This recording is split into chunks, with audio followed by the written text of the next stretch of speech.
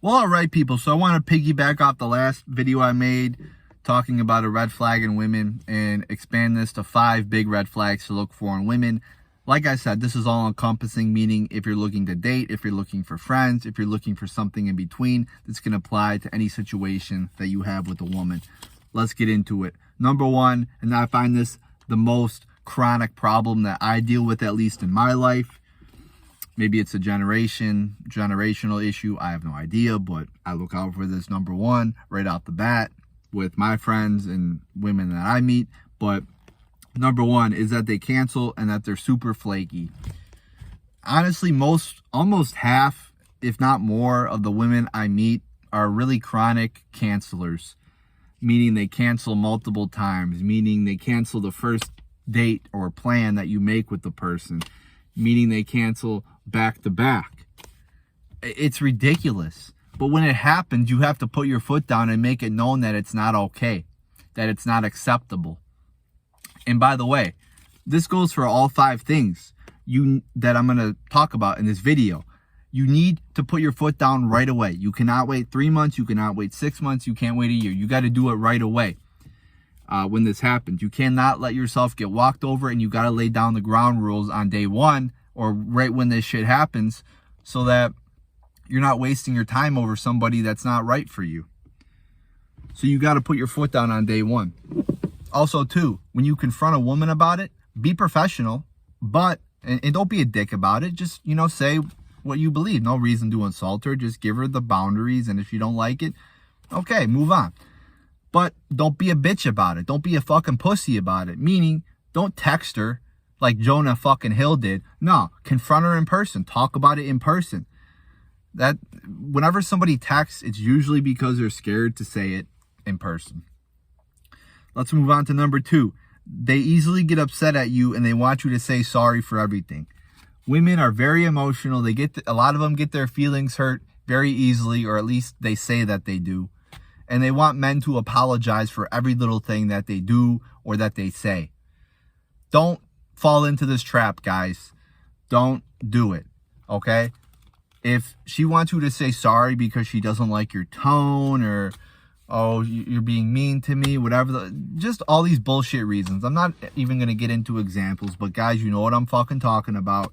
If it's a bullshit reason and you look at it from a rational point of view and not an emotional point of view, which women look at shit from a lot, and you don't feel like you did anything wrong, then don't apologize. Now, if you did something wrong, yeah, you can say sorry, but don't fucking do it all the time, people. Put your foot down, stand up for yourself, because if you say sorry all the time, 1, if she's requesting you to, that lets you know that, again, she's a dick. Number 2, if you say sorry every time that she requested of you, that enables her to continue to get mad at her, because you're rewarding her fuckery. You're rewarding her bullshit. So she's going to keep requesting that you say sorry. Next one. She has children. And of course, this is assuming that she's a single mother.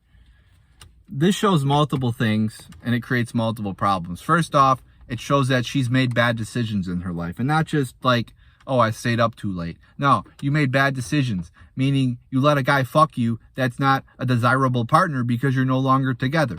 So you made a horrible decision in that part. And especially if she has more than one, that shows she's made multiple huge bad decisions in her life. Number 2, it probably shows that she has trauma, trust issues that she'll most likely apply to you. I see women do this a lot, where they've had a bad relationship or a bad dealing with other guys, and they apply that to their current relationship. So they use it as excuses as to why they act like shit to other guys in their life.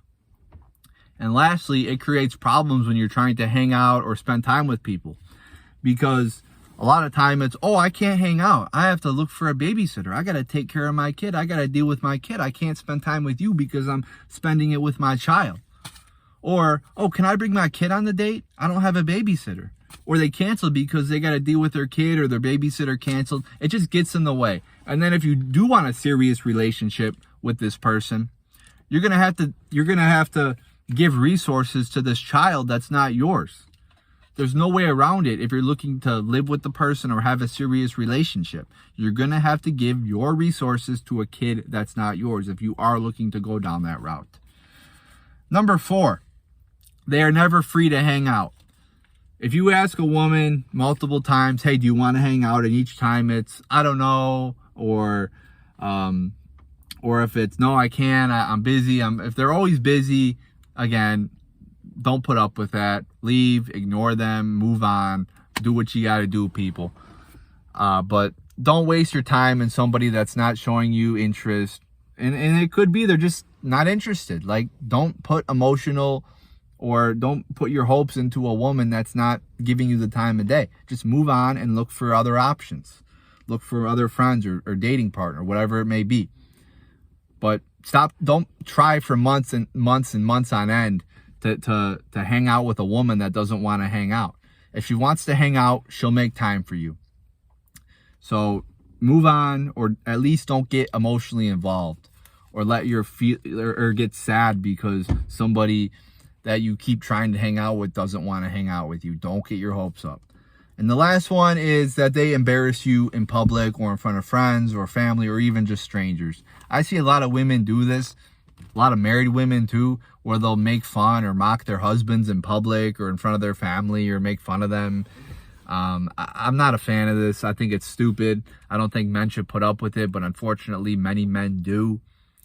And I think it's very disrespectful for a woman to do this to a man in any circumstance whatsoever. I think if you have an issue with somebody, it should be dealt with in private, away from people. That's the respectful way to go about it. And if a woman gets mad at you or puts you down in front of other people, make it known in the moment, by the way. Don't be a pussy. I would even say this one.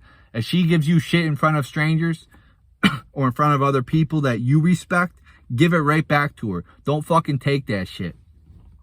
If she has, and then you could tell her, hey, if you got a problem, come to me in private. So there you go, people. There's 5 big red flags to look for in women, in my opinion. Let me know what you think in the comments below. If you have any to add, let me know. If you disagree, let me know. Also, too, by the way, and this is going to apply to all 5 of these as well, but you could still leave a woman as a contact, or just, keep her on the back burner, keep her in your phone, even if she does commit these 5 things. But don't get emotionally involved. Don't consider her a friend or an acquaintance if she does these things. Yeah, you could leave her in your phone, but as long as you're not emotionally involved, as long as you're not getting your hopes up, if she reforms one day, if she says sorry, if she comes around, maybe that'll happen.